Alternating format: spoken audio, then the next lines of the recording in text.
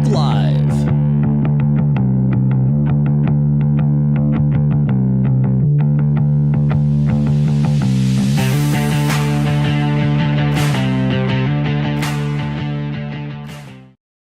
And welcome to RealAg Live, everybody. Thanks a lot for tuning in today. I'm your host, Shaun Haney, and we got a great one for you here today. We're going to talk about cattle markets. Yesterday, we focused on pork. Today, we're going to move to a different protein.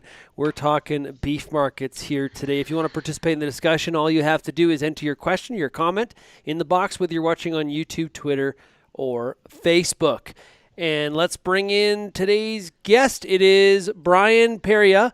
He is with CanFax. Hey, Brian, how are you? Shaun, hey, doing well. How about yourself? Hey, man, I'm doing great, doing great. I'll tell you what, how about these cattle markets? You said to me before we started here, everything is on the move. Yeah. And it's been I kind of call it a frustrating market. There's a lot of optimism out there and a lot of good news stories from the demand perspective coming through COVID. Who really would have thought, talking all the concerns and issues with COVID, how strong demand has been, how amazing it's been. And there's almost, it's right now, the recovery out of COVID, looks phenomenal as we try and get restaurants going in North America and everything like that. But unfortunately, it feels like the grain producers are having a heyday, hog producers are doing well, and the cattle guys are kind of left on the back burner right now, unfortunately. Yeah. Just with this. And with demand being that strong, right? Because we always talk about how, it's great when demand is rocking. And in this case, it's been very, very good. But like you said, it's just sort of refused to work its way back to the actual producer. Yeah, absolutely. We just got that bottleneck there with packing capacity talking, we can still go back, not going to dwell on COVID all day long, but, there's still some issues. Plants have not, especially in the United States specifically. Canada's done a phenomenal job. The recovery coming out of COVID, processing rates getting right back to where they were, bigger than pre-COVID, came quickly, by June or July last year. Whereas the US seems to still be struggling a bit. They just haven't been able to get their big kills up. There's still a lot of cattle on feed, some of the record large numbers to start the year kind of thing. And then they had some storms in February and then some cooler maintenance, just all these little things where you need everything to just be humming perfectly. And it's been anything but that. It hasn't been a disaster, but it hasn't been very good. And, we just haven't been able to pass these dollars back to cattle producers. The feedlots just don't have any bargaining power. $7 corn or $6 corn or seven or more, guys got to move cattle, and that kind of keeps, the cash advance has not gone into the cattle prices. Yeah, we've seen a real move up in the carcass in the cutout value. It has been very, very strong. Yeah, phenomenal. You think back 2014, 2015, those are the glory days of the cattle markets. We saw cutouts get up to 265, I think was the all-time high there. And, we're over $300 today. The only other time we saw anything like this was last year when we had massive almost meat shortages, couldn't keep meat on the retail shelf. So outside of normal functioning market, we've got record large beef production and we've got record high wholesale beef prices right now. So, exports continue to be strong as well. The global marketplace is very, very keen. China continues to buy, larger and larger amounts of beef from North America, which also bodes well. But we're just waiting. Demand for beef is very good. We just need the demand for cattle to come around, and it will, I think, but it's always a slow moving beast, and it could take us a few more months until we really, get to start to get firing for us. On the pork side, we've seen, yesterday we had Rick Bergman from Canadian Pork Council on RealAg Live, and he talked about some Alberta producers that are trying to negotiate with packers and come up with some sort of formula system where they're paid on a percentage of the cutout, similar to what happens in Quebec. Is that something you've heard from beef circles at all? Has people been frustrated by this gap between the live price and the cutout? Well, there's massive frustration out there, absolutely, when we're seeing packer margins, hundreds and hundreds of dollars, and feedlots still losing money today. There's been light talk of it. I don't know if it's really made big rounds in policy discussions, to be honest. Maybe been maybe a little bit outside of some of that. But there's always hesitancy, I think, from the cattle guys on the free market system. But honestly, yeah, there is starting to be a big notice between the spread between live cattle prices and wholesale prices. And I guess, from a market point of view, it's just this supply glut of cattle, and hopefully it'll work through the system. And I think it will on its own. It's just going to take a little bit of time, and it's not an easy situation, but hopefully coming through the other end, we get to see a little bigger portion of those dollars down the road. So, if you tie yourself too closely to it, you may lose some opportunities possibly down the road. Yeah, because we have seen south of the border, there's been a couple different pushes, not successful yet. There is, depending on where you are in the U.S., you have a different opinion on it, but there is, there has been talk about making it mandatory where a packer would have to, of the cattle he bought in a week, he would have to be 50% on the cash market. As an example, Chuck Grassley and John Tester, that they have a bill that's doing that or talking about that. It's called 5014.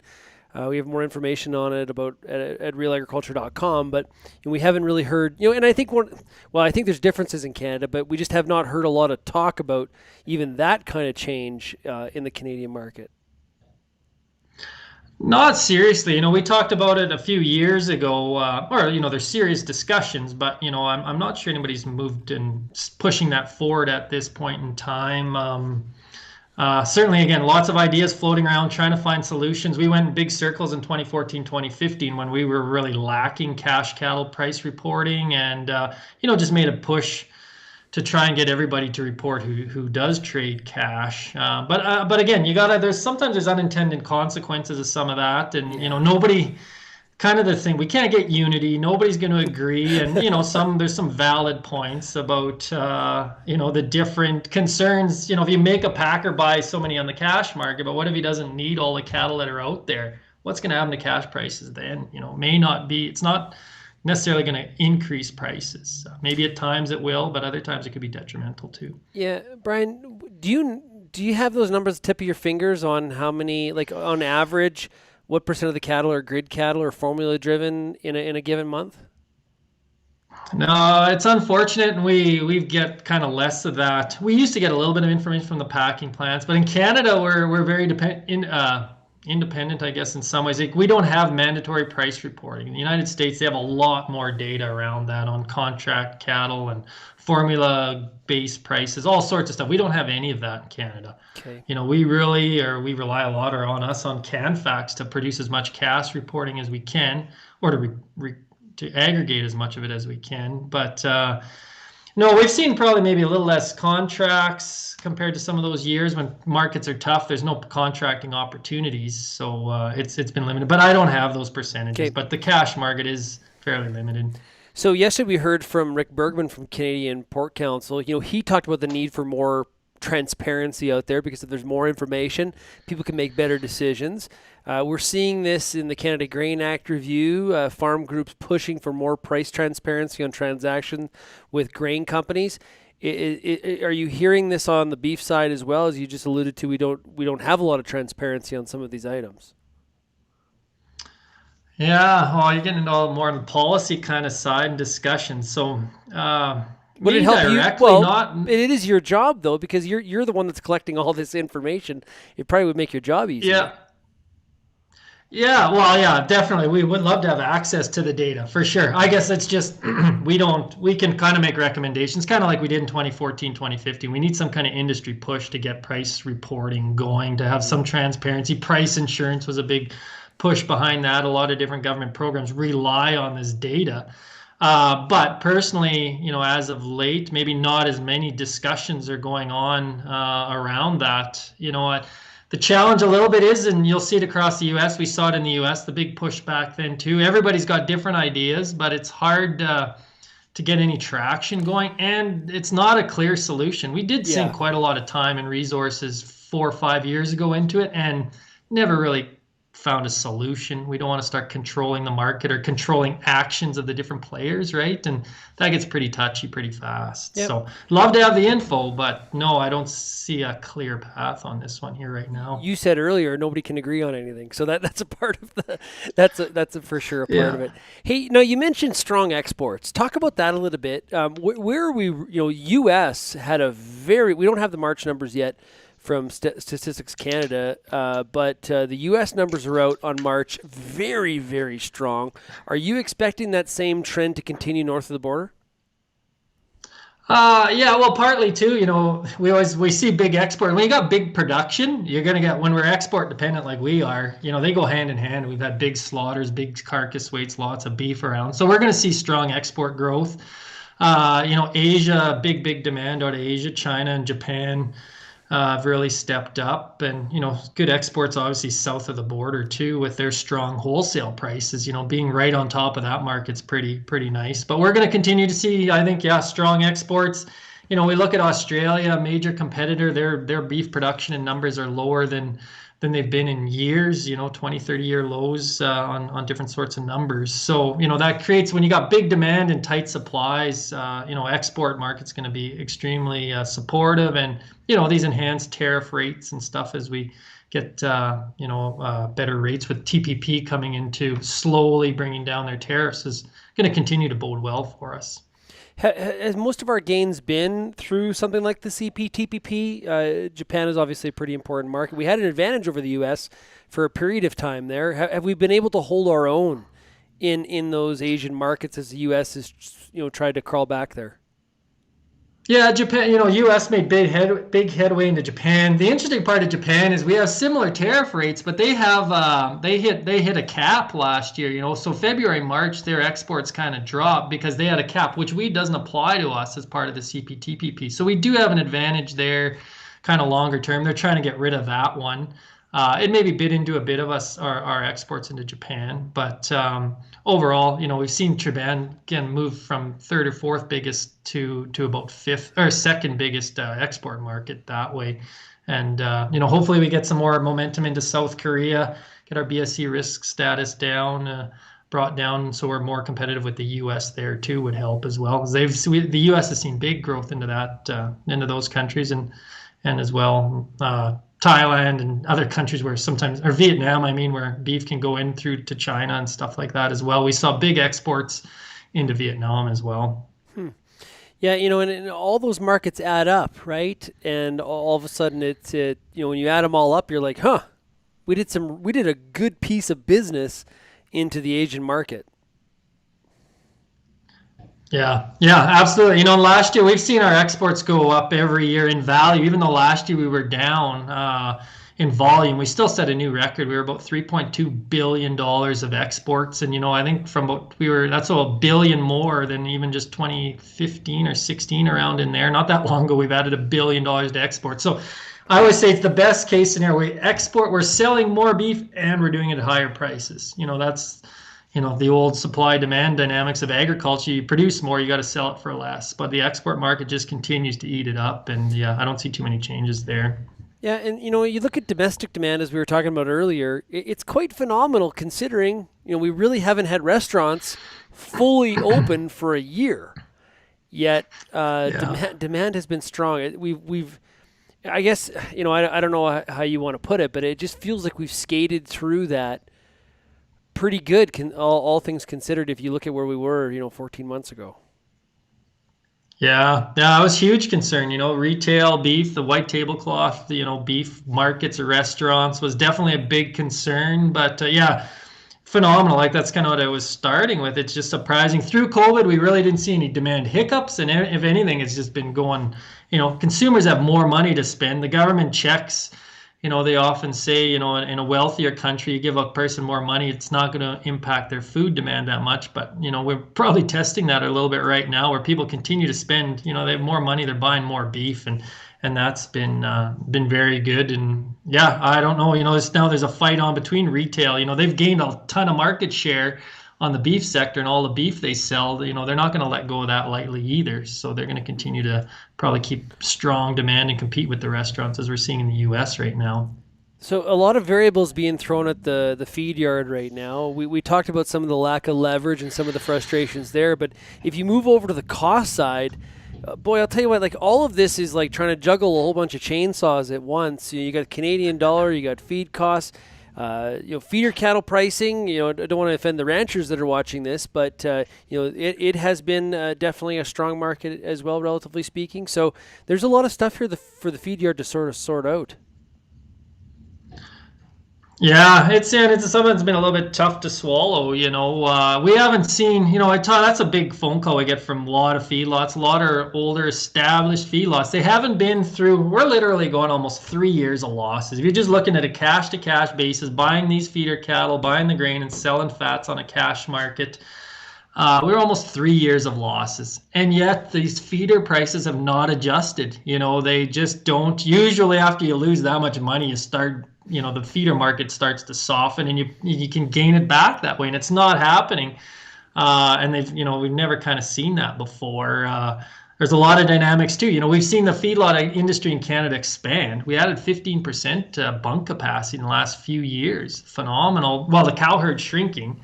So the ranchers, the prices they're not blowing, they're not, huge prices, but they're getting well paid for their calves relative to the field. A lot of competition there for these feeders to get bought up to fill some of these empty pens. And yeah, the feedlots, a lot of challenges there, and just waiting. The futures, there was some opportunity earlier on. The futures were rallying. They were projecting higher prices later this year and the next year, and that was supporting calf prices. But it makes the job tough because you need the market to rally just to maybe break even. That's not a good situation after you've been losing money for a couple of years. So what is led to those feeder prices not adjusting? Is it the fact the cow herd shrunk and we've had a bunk space? We've been importing a lot of U.S. feeder cattle. We're a net importer of U.S. feeder cattle, so we're finding some supply there too. But it is a bit of a precarious situation. Not exact from a pure economic standpoint. It doesn't make some sense. Yeah, it doesn't make traditional sense, and yet on another way, supply and demand. Fat cattle could be worth more if the packers had the capacity to pay for them, and so we got a supply glut there, and then we got a supply shortage on the other end for these poor feedlots that are trying to fill these pens. So they've expanded, and the demand for calves is outstripping the supply, basically, right? So from back to the pure basic economics of it. So we got all these pens, we got empty pens, continue to seeing some expansion here right now. And you just got more demand than you got calves around. We got to go south of the border and all sorts of things that are trying to, these feedlots need their throughput to continue or keep it up. So feed costs.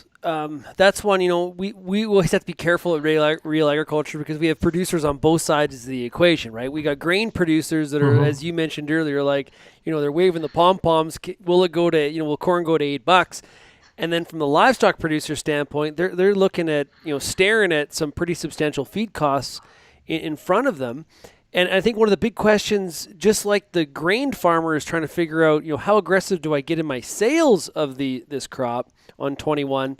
The livestock producer is more on the other side saying, how aggressive do I get in my purchases of feed at this point in time with possibly, from a Western Canadian standpoint, a drought staring us in the face and some of the prices that we're seeing. I sympathize with the livestock producer trying to figure this out.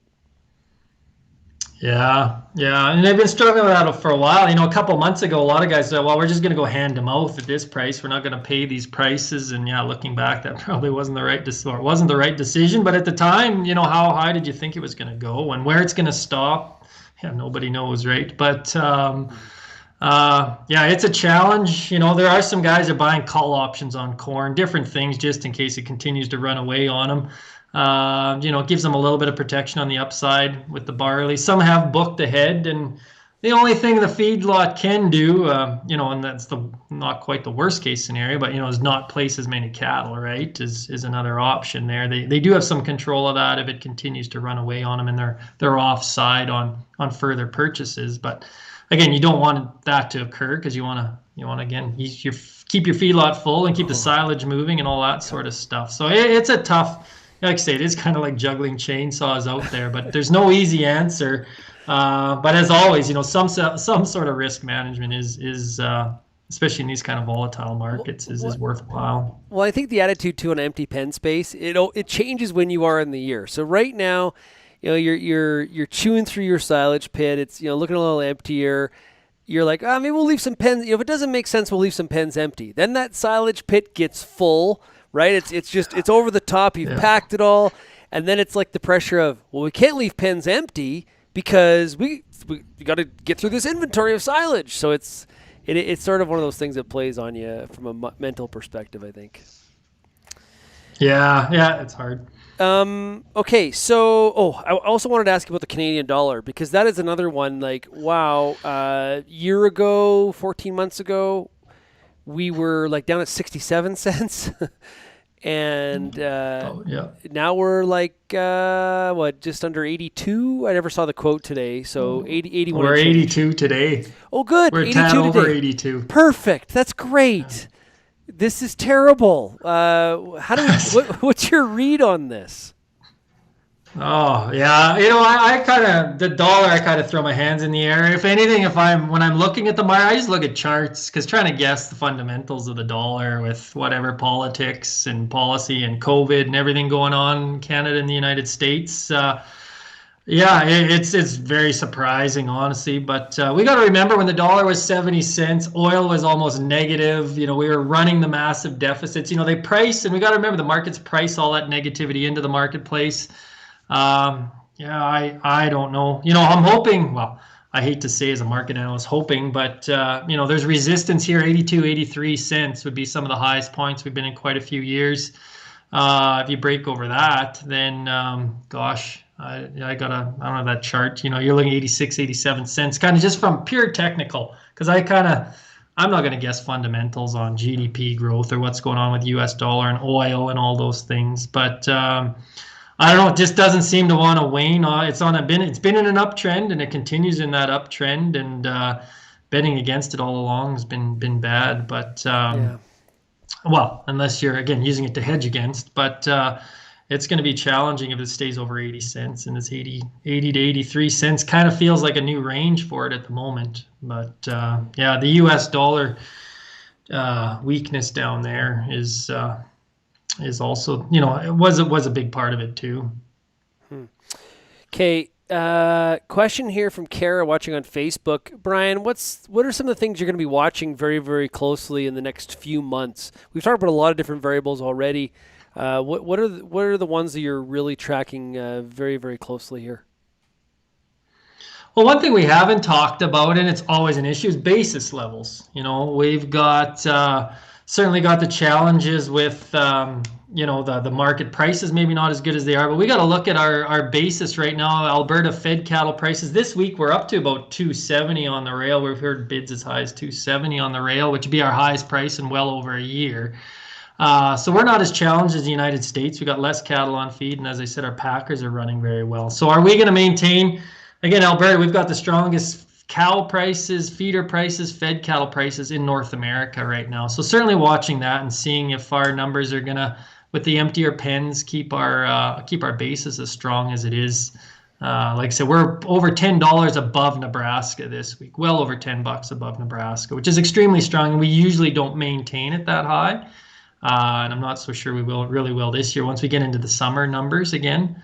But that's something worth following. But certainly the feedlot profitability is a big one. Cattle futures, they want to anticipate higher prices. They were running up for a couple months there quite nicely, but they've all backed off as we kind of hit this bottleneck.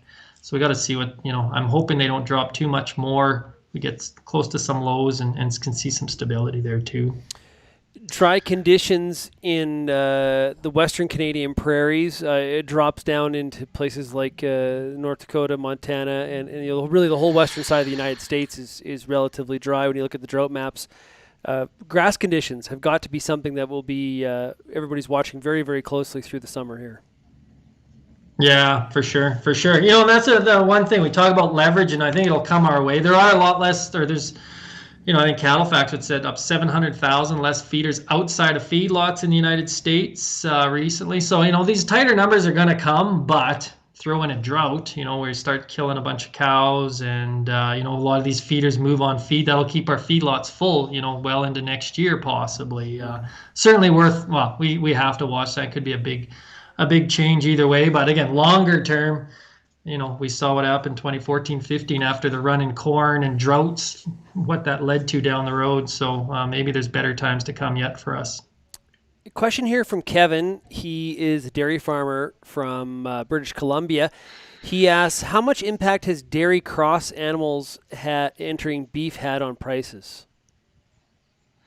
Yeah, that's a good question. I'm not sure how much of an impact it has had on prices per se. It's certainly supported overall beef production. It's some of this feedlot expansion or feedlot utilization rates certainly benefit from having these cattle on feed for a lot of days. But again, when we're a net importer, that's in Canada's kind of moved and had our own feeder prices. So I'm not sure it's been particularly negative to overall prices. But I guess if you look North American wide, I can't give a specific value, but as we see more dairy cattle and these cross calves enter the beef complex, it does fill up the feedlots.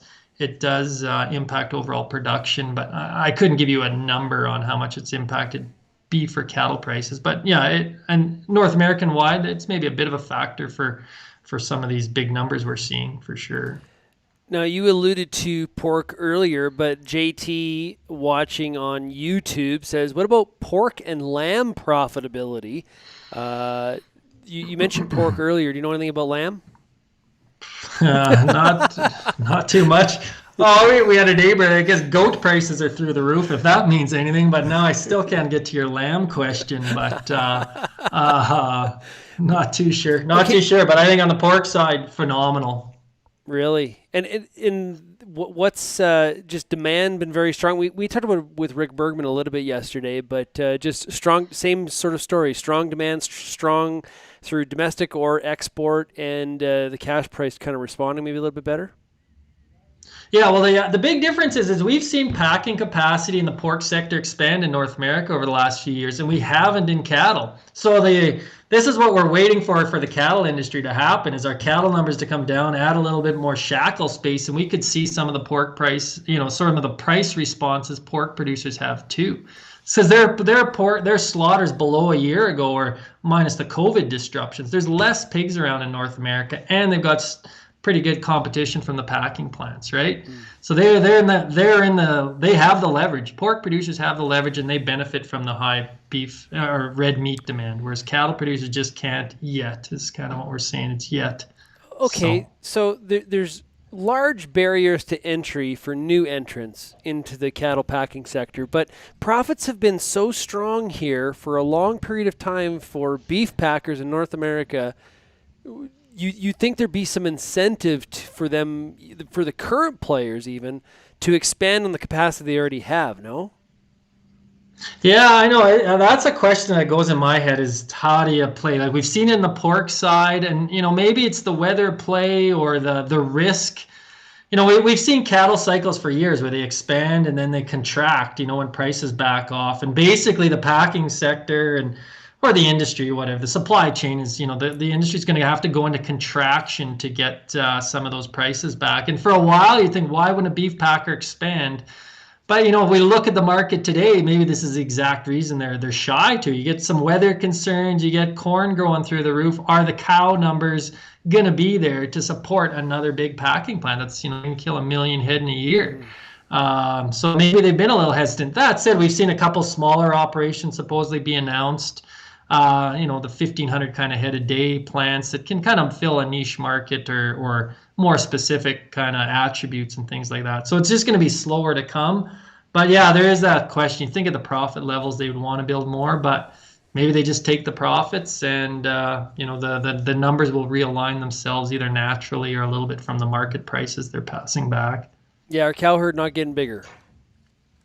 No, we're certainly not. No, and the U.S. is shrinking too, right? Yeah. It's again a little bit. There could be more dollars flowing to the cattle producers, but it just hasn't. It'll come, but it's gonna have to work its way through the system. Hey, Brian, CanFax does some great work. If somebody out there is interested in getting some information from you, you put a number of different reports. How do they find out more? Right on. Thanks, Shaun. Canfax.ca, canfax.ca. Yeah, we put out daily, weekly, monthly, annual reports on pretty much anything we can find and related to the cattle markets, cattle industry, inventories, trade, follow the dollar, follow feed prices and all sorts of stuff. And put out weekly, reports on just commentaries on feeder prices, fed prices, cows, and other reports that are coming out. So canfax.ca, producers are welcome, feedlots, anybody, any association or corporate entities allowed and or can be a member. That's how we survive. We're membership based too. We don't get checkoff dollars or government funding whatsoever. So we're membership based, and yeah, once you become a member, you've got access to all of our information and the analysts in the office. So yeah. Awesome stuff.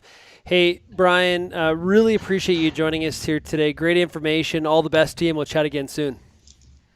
Thanks, Shaun. Pleasure to be here. Join you. Hey, I want to remind everybody, today, RealAg Radio, 4:30 Eastern, 2:30 Mountain. We got the Farmer Rapid Fire, talking to farmers from across the country. We've also got some livestock producers in there as well. Find out how they are all making out in their fields as Plant and Seeding 21 continues here in the first week of May. Hey, thanks everybody for getting real and getting connected with RealAg Live. We'll see you again later. Cheers, everybody.